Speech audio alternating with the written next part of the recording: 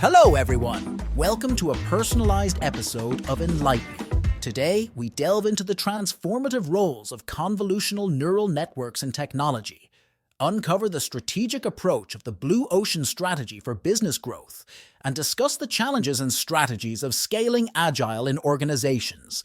Join us as we explore these critical topics, designed to inform and inspire. Welcome to today's educational journey, where we dive deep into the fascinating world of convolutional neural networks, CNNs, a cornerstone of modern AI that has revolutionized how machines understand and interpret visual, speech, and audio signals. Have you ever wondered how your smartphone can recognize your face among millions, or how a self-driving car navigates through a bustling city? The answer lies within the intricate workings of CNNs. Let's unwrap this technological marvel together, layer by layer. At the heart of a CNN are three main types of layers: the convolutional layer, the pooling layer, and the fully connected FC layer. Each plays a pivotal role in enabling the network to see and understand the world in pixels and numbers. Starting with the convolutional layer, imagine it as the network's eyes, meticulously scanning an image to detect basic features like colors and edges. This layer uses a combination of input data, a filter, or kernel, and a feature map to perform its magic. When processing a color image, for instance, the convolutional layer treats the image as a 3D matrix corresponding to the RGB color model, applying the filter across the image to produce a feature map. This process, known as convolution, is akin to looking for specific patterns or features within the image, such as the texture of a fabric or the curve of a smile. Moving deeper, the network might employ additional convolutional layers or introduce a pooling layer. Pooling, also referred to as downsampling, simplifies the information by reducing its dimensionality, thus focusing on the most prominent features while discarding the rest. It's like squinting to see only the most noticeable parts of an image. There are two main types of pooling: max pooling, which selects the pixel with the maximum value, and average pooling, which calculates the average value of pixels. This process not only reduces computational load, but also helps in making the model more robust and less prone to overfitting. Finally, the journey through the CNN culminates in the fully connected layer, the brain of the operation. Here, every input is connected to every output, enabling the network to make sense of the features extracted by the convolutional and pooling layers. This layer takes the high-level patterns identified in the image, like the components of a bicycle, and combines them to make a final decision, such as recognizing the entire bicycle. It uses a softmax activation function to classify inputs into categories, effectively saying, based on everything I've seen, I'm this certain that the image is of a bicycle. The beauty of CNNs lies in their ability to learn. Through training, the network adjusts the weights of the feature detectors, becoming more adept at recognizing patterns over time. This learning process, powered by backpropagation and gradient descent, fine-tunes the network's ability to distinguish between a vast array of objects and signals with remarkable accuracy. Consider the real-world application of CNNs in medical imaging. Radiologists are using CNN-powered tools to detect early signs of diseases, such as cancer, in X-rays and MRI scans with precision that was once thought impossible. This is achieved by training the network on thousands of images, enabling it to learn the subtle differences between healthy and diseased tissues. In conclusion, convolutional neural networks are a testament to the incredible progress in AI. They encapsulate the power of machine learning, allowing computers to see, understand, and interpret the world in ways that augment human capabilities. By dissecting how these networks operate, we gain insights into the future of technology and its potential to transform our lives in profound ways. From facial recognition to autonomous vehicles and beyond, the possibilities are as limitless as our imagination. Let's continue to explore and understand these marvels of technology, for they are the building blocks of our digital future. Now let's move from the technological innovation in artificial intelligence to exploring how companies can create new markets with the blue ocean strategy.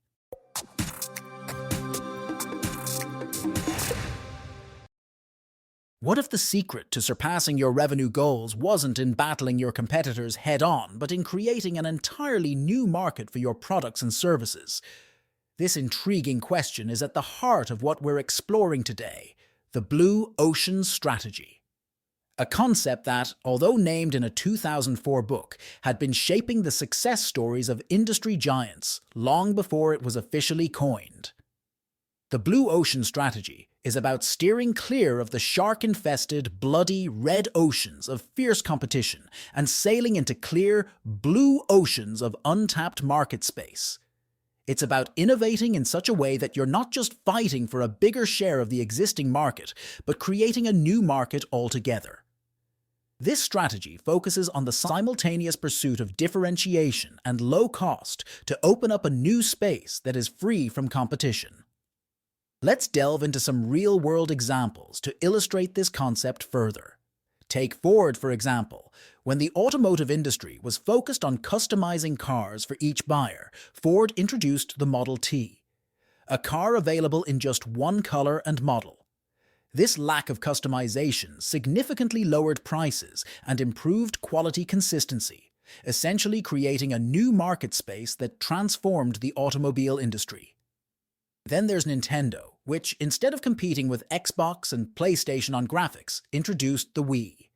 Its unique wireless motion control gameplay offered a new kind of gaming experience, opening up the market to a broader audience and creating a blue ocean. Netflix serves as another exemplary model. Starting as the first-ever mail-order DVD rental service and later pioneering the streaming TV model, Netflix created new market spaces, not once but twice, achieving monumental success. However, pursuing a blue ocean strategy isn't without its challenges. It requires a high level of innovation and carries the risk of failure, especially if the new market doesn't take off as expected. Moreover, the uniqueness of a blue ocean can be temporary as imitators emerge, turning it into a red ocean over time. Despite these challenges, the potential benefits, avoiding saturated markets, unlocking new growth potential, and meeting customer needs at affordable prices, make the blue ocean strategy an appealing approach for businesses aiming to differentiate themselves and achieve sustainable growth. To implement a blue ocean strategy, businesses are advised to undertake a series of steps, including evaluating their current offerings, identifying customer pain points, developing innovative products or services that address these pain points in unique ways, and crafting a detailed plan for making the shift. Conducting a SWOT analysis can also be beneficial in enhancing team strengths and identifying opportunities for innovation. Notably, the blue ocean strategy isn't just about creating something new. It's about changing the terms of competition and making the competition irrelevant. It's about redefining the market and creating your own space within it. Through examples like Amazon, which transformed from an online book retailer to a digital platform offering a vast array of products and services, and Home Depot, which carved out a niche in the DIY market, we see the power of blue ocean strategies in creating industry giants. In conclusion, for businesses facing stiff competition or looking for new growth avenues, the blue ocean strategy offers a compelling pathway to innovation and market creation. It's not about competing harder, it's about thinking differently and creating new value for customers in ways that were previously unimagined. As we navigate the complexities of the modern business landscape, the blue ocean strategy remains a beacon for companies striving to sail away from the red ocean of competition and into the vast, uncharted waters of opportunity. Having explored how companies create new market spaces with the blue ocean strategy, let's now examine how scaling Agile can transform organizational growth and efficiency.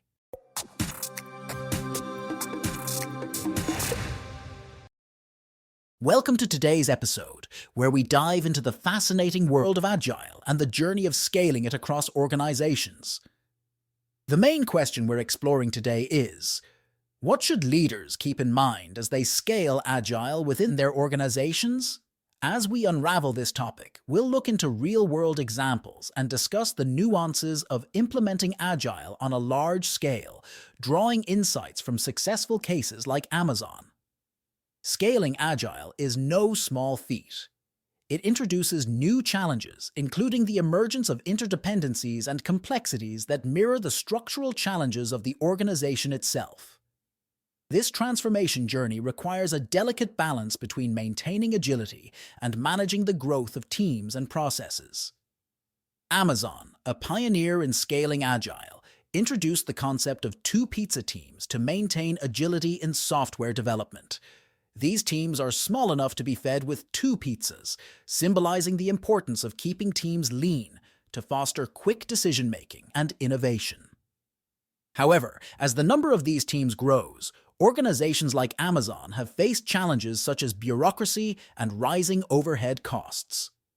To manage this, Amazon established a unique balance between standards and autonomy, allowing teams the freedom to develop products that interoperate with the core platform business. This approach emphasizes the significance of developing a common set of development standards to ensure interoperability across teams while allowing them to operate independently. Another challenge in scaling Agile is the potential loss of the bigger picture due to the focus on short-term sprint cycles. Organizations might find themselves caught in a loop of continuous improvement at the expense of overlooking larger shifts in markets and customer needs. Amazon's working backwards approach is a noteworthy solution to this challenge. Teams start with a fully realized vision of a proposed product, gain stakeholder buy-in, and then proceed with code writing and product assembly, ensuring that long-term goals are not overshadowed by short-term achievements. However, the journey doesn't stop at overcoming these challenges. As Agile scales, it's crucial to remember that not every process or problem requires an Agile solution. Leaders must discern whether their organization truly needs Agile or if it's merely a case of shiny object syndrome. Starting small with a passionate lighthouse team can help incubate what works and doesn't, gradually scaling up based on learnings and successes. Success metrics also play a critical role in scaling Agile. Traditional KPIs might not fully capture the essence of Agile transformations. Transitioning to metrics that describe value outcomes and meaning can help align work processes with Agile principles. However, translating these metrics into terms that outside stakeholders can understand poses a risk of making trade-offs between organizational and product benefits. Understanding that Agile is a journey, not a destination, is vital. Agile organizations are learning organizations that encourage fast failure and faster recovery. The permission for Agile teams to fail is crucial for fostering a culture of continuous improvement and innovation. Agile's effectiveness depends on leadership's ability to adapt to its needs, tailoring its application to the organization's and individual teams' unique cultures. In conclusion, scaling Agile is a complex but rewarding journey. By maintaining a balance between autonomy and standards, focusing on long-term visions, starting small, defining success metrics appropriately, and embracing Agile as an ongoing journey, organizations can navigate the challenges of scaling Agile. Leaders who adapt and learn, allowing their teams the freedom to innovate within a structured framework, can unlock the full potential of Agile, driving their organizations to new heights of success and agility. Thanks for tuning in to today's episode of Innovation Pulse. If you enjoyed our insights and are eager to learn more, the Enlighten Me app is just a tap away. Expand your knowledge with personalized content on over 20 diverse topics, from crypto to health and beyond, all curated to fit your interests. Download the Enlighten Me app now at the Apple Store or Google Play, or visit the enlightenme.ai website. Stay curious, stay enlightened.